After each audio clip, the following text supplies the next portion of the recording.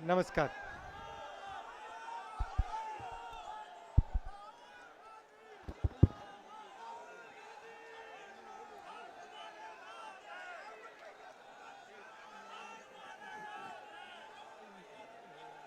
केसी वेणुगोपाल जी, JP Agarwal जी, कमलनाथ जी, दिग्विजय सिंह जी, जीतू पटवारी जी और stage पे Congress party के सब वरिष्ठ नेता, कांग्रेस पार्टी के प्यारे कार्यकर्ता, दूसरे तरीके से कहता हूं, कांग्रेस पार्टी के प्यारे बब्बर शेर और शेरनिया, भाइयों और बहनों, इंदौर के युवा, इंदौर की जनता और प्रेस के हमारे मित्रों, आप सबका आज यहां बहुत बहुत स्वागत, नमस्कार। आज प्रेस को इस साइड लगा रखा है। नमस्कार।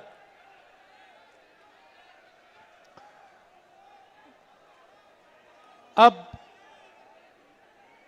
तकरीबन 80 दिन हो रहे हैं कि हम इस भारत जोड़ो यात्रा पर कन्याकुमारी से कश्मीर की यात्रा पर 3600 3700 किलोमीटर की यात्रा पर चल रहे हैं। जैसे इंदौर ने आज दिखाया, हम इस यात्रा पर अकेले नहीं चल रहे हैं, 100 यात्री नहीं चल रहे हैं, कांग्रेस पार्टी नहीं चल रही है, हिंदुस्तान की पूरी जनता इस यात्रा में शामिल है और एक साथ चल रही है।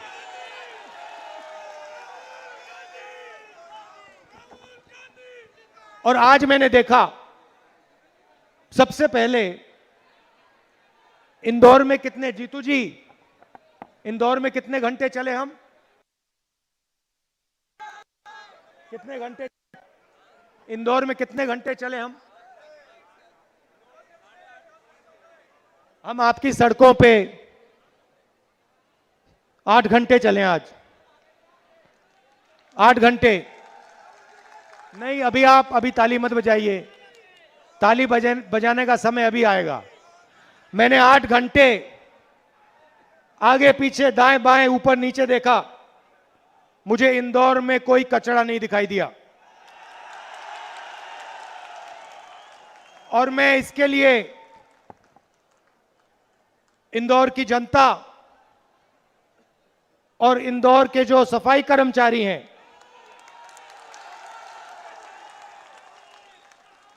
उनका दिल से धन्यवाद करना चाहता हूं। और सवाल पूछने पे मुझे बताया गया कि आप लोग 6 बार पुरस्कार जीते हुए हो, तो आपको सबको बहुत बहुत बधाई।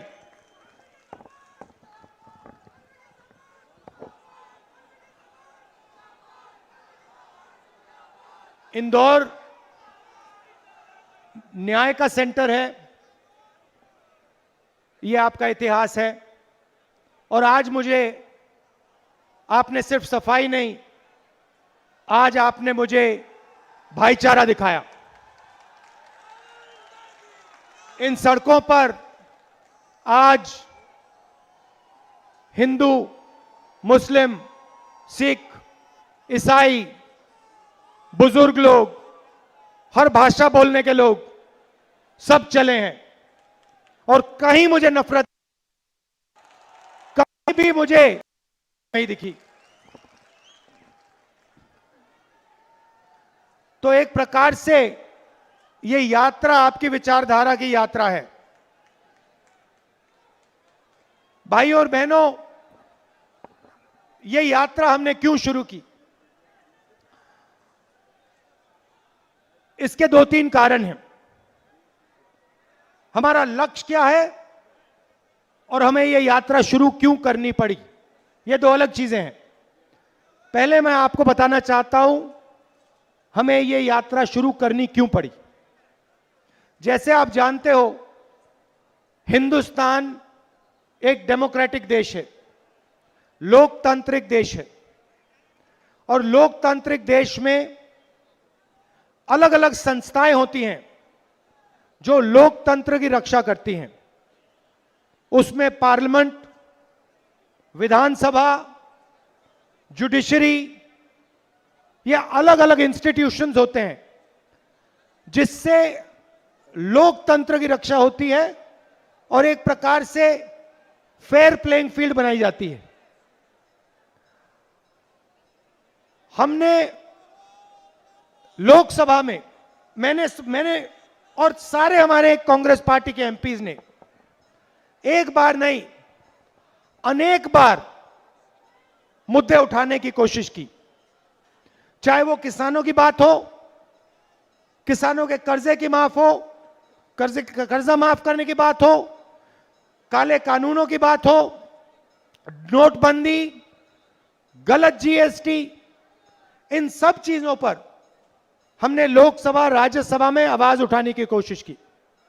और जब भी हमने उठाने की कोशिश की तो जादू से हमारा माइक ऐसे ऑफ हो जाता है, ऐसे ऑफ हो जाता है।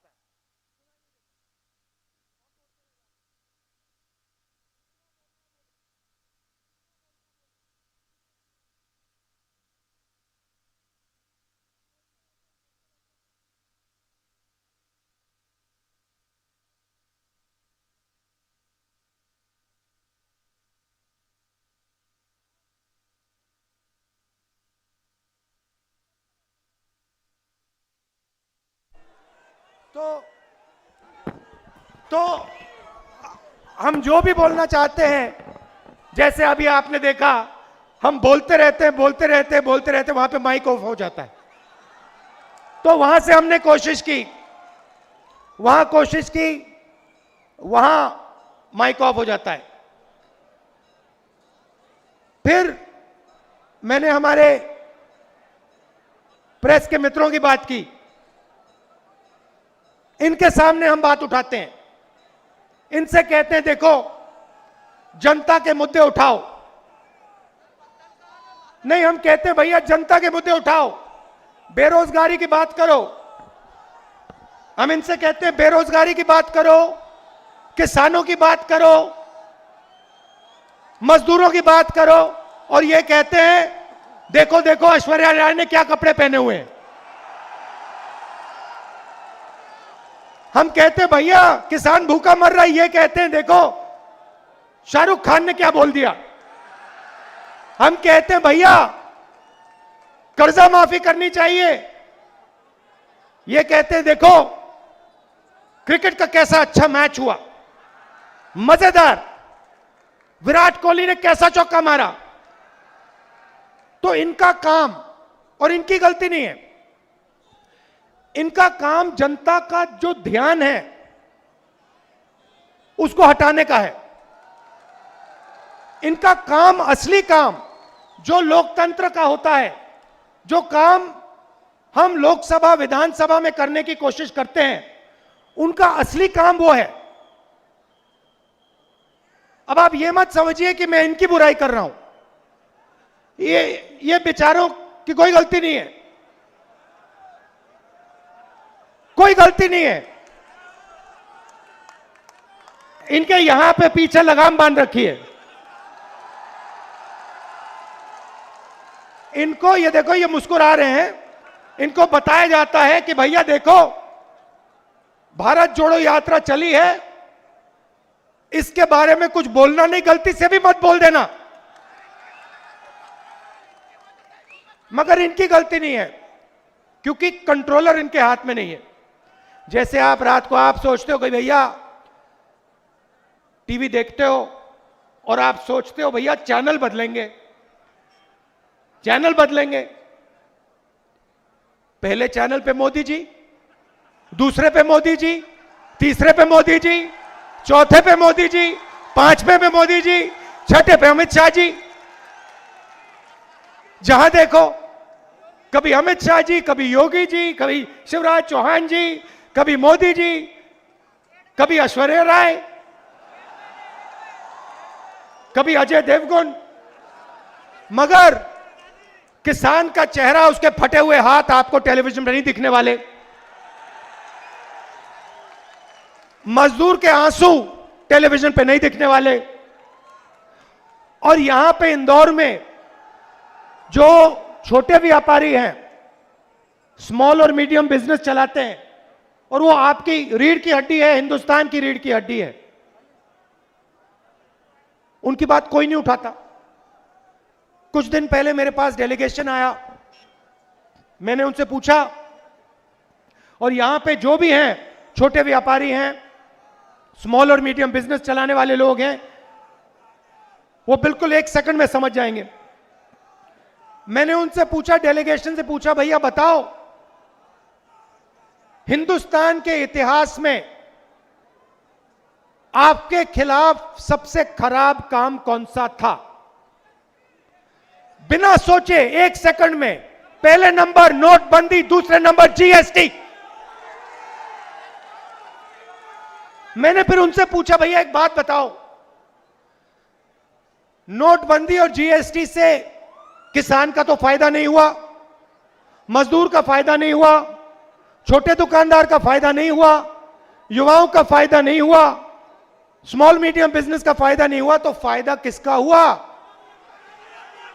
1 सेकंड नहीं लगा, सबको मालूम है, बस 2-3 लोगों को फायदा हुआ है, वही लोग जिन्होंने इनके पीछे लगाम बांध रखी है। तो अब देशभक्ति की बात होती है, तिरंगे की बात होती है।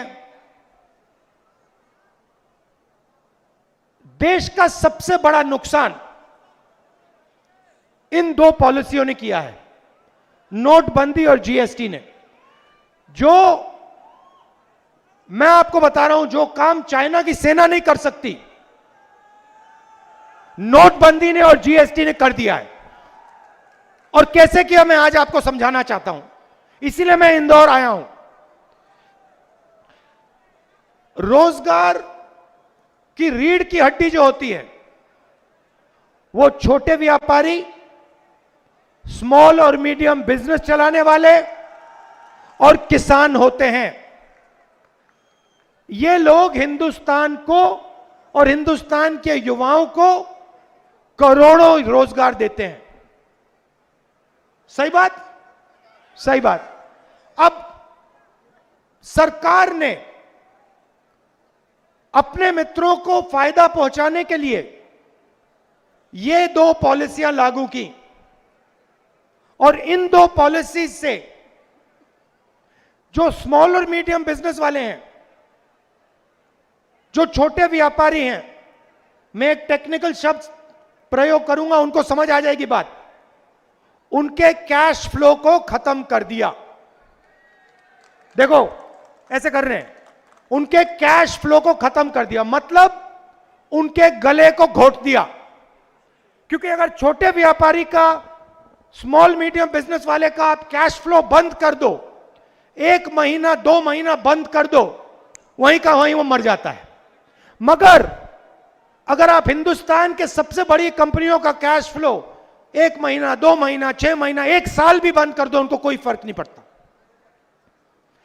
जीएसटी का और नोटबंदी का लक्ष्य छोटे व्यापारियों को, स्मॉल और मीडियम बिजनेस वालों को खत्म करने का है। और जैसे ही इन्होंने यह काम किया, हिंदुस्तान अपने युवाओं को रोजगार नहीं दे पाएगा। खत्म। आप अब कुछ भी कर लो, कुछ भी कर लो, जब तक एक बार फिर ये जो छोटे व्यापारी हैं, स्मॉल और मीडियम बिजनेसेस हैं, जब तक इनको फिर से जिंदा नहीं किया जाएगा, जब तक इनकी मदद नहीं की जाएगी, तब तक इस देश में युवाओं को रोजगार नहीं मिल सकता है। और ये 2 पॉलिसीज हैं, ये देश की विरोध की पॉलिसीज हैं, देश को कमजोर करने की पॉलिसीज हैं। मेरी बात मत मानो। इस भाषण के बाद आप किसी भी दुकानदार के पास चले जाओ, किसी भी किसान के पास चले जाओ, किसी भी छोटे बिजनेस और मिडिल साइज बिजनेस चलाने वाले व्यक्ति के पास चले जाओ और उससे पूछो, देखो राहुल गांधी आया था इंदौर, उसने कहा कि नोटबंदी और जीएसटी से देश का भयंकर नुकसान हुआ है, और जो जवाब वो आपको देगा उस जवाब को आप मान लेना, एक्सेप्ट कर लेना, मेरी बात मत मानो। ठीक है? लक्ष्य क्या है मैं बताता हूं। मैं कन्याकुमारी से इंदौर तक चला हूं, 2000 किलोमीटर, 2000 किलोमीटर, और 2000 किलोमीटर में मैं 8 घंटे, और हम सब 8 घंटे आपकी बात सुनते हैं, बोलते नहीं हैं, 2-3 सवाल पूछते हैं, मगर आपके मन में जो है उसको समझने की कोशिश करते हैं।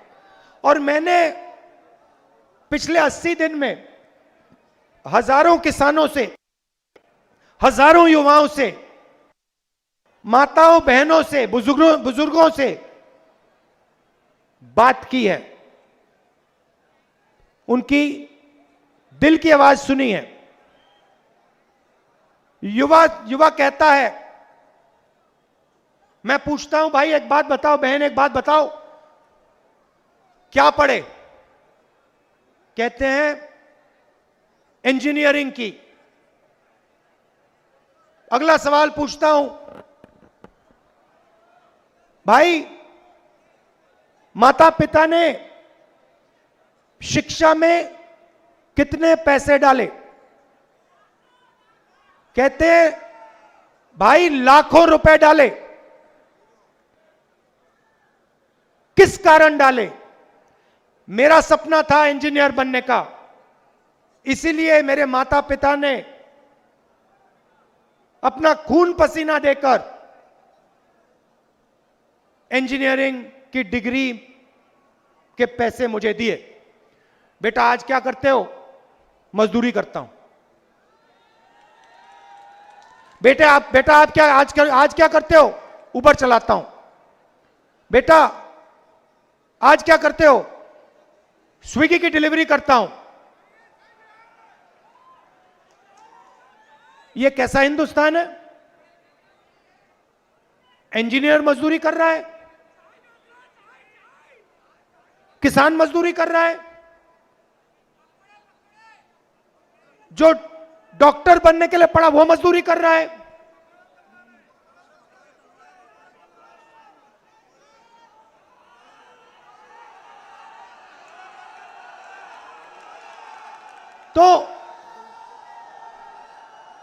तो भैया देखो, मैं सरल तरीके से आपको समझा देता हूं।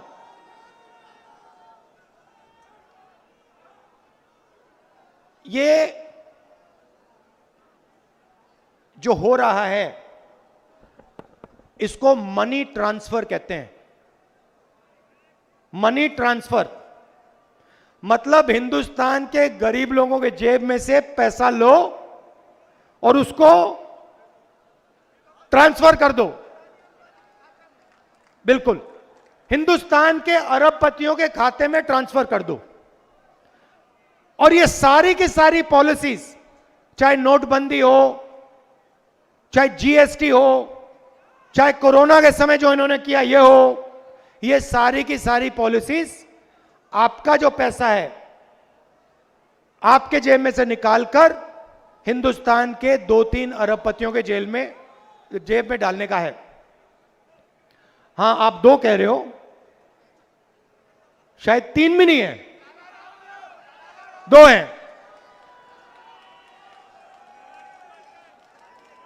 तो अच्छा, मैं सवाल पूछता हूं, यूपीए के समय गैस सिलेंडर का रेट क्या था? 400। आज क्या रेट है? नहीं नहीं नहीं नहीं भैया, ऐसे भी नहीं होता, तीसरे हाथ की जरूरत है। आइए इधर आइए, इधर आइए, एक उंगली उठाइए ऐसे, मतलब 3 हाथ की जरूरत है। पहले एक हाथ पे दिख जाता था। अच्छा ठीक है, पेट्रोल का रेट क्या होता था? 50, आज क्या है? 107।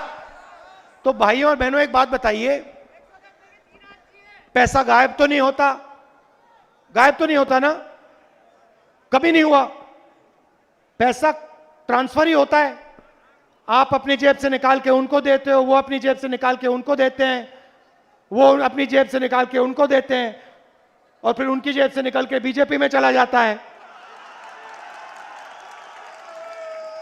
और फिर वही पैसा जो आपकी जेब में से आपकी जेब में जाता है, और आपकी जेब में से आपकी जेब में जाता है, और फिर आपकी जेब में से आपकी जेब में जाता है, बीजेपी में जाता है, फिर विधायकों की जेब में जाता है और सरकार गिरा देता है।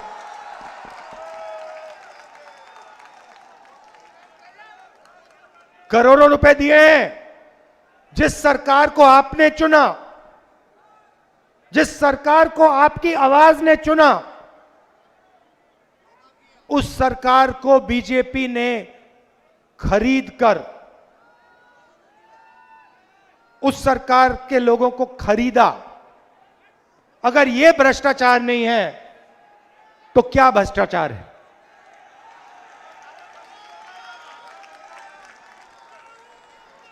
अब देखिए, अब दूसरी बात देखिए, अभी हम 8 घंटे चले, है ना 8। अब ये देखिए स्टेज पे लोगों के चेहरे देखिए, देखिए जयराम रमेश जी थोड़ा काम कर रहे हैं। ये देखिए कमलनाथ जी को देखिए मुस्कुरा रहे हैं, वेणुगोपाल जी को देखिए, जीतू को देखिए। ये थके हुए लग रहे हैं क्या? एक नहीं थका है। क्यों? क्योंकि इंदौर ने अपनी मोहब्बत, अपनी शक्ति, अपना प्यार इस यात्रा को दिया है। आप मेरा चेहरा देखो, 80 दिन से चल रहा हूं, 2000 किलोमीटर चलनी है। थकान दिख रही है क्या? बिल्कुल नहीं। मैं बताऊं आपको, बात समझ नहीं आ रही मुझे समझ नहीं आ रही बात। मैंने सोचा था, हमारा प्लान था, देखो हमारा प्लान था 7 सितंबर को हमारी यात्रा शुरू होगी, और यात्रा में 150 दिन लगेंगे। प्लान यह था। जयराम रमेश जी, था ना प्लान? हां जी।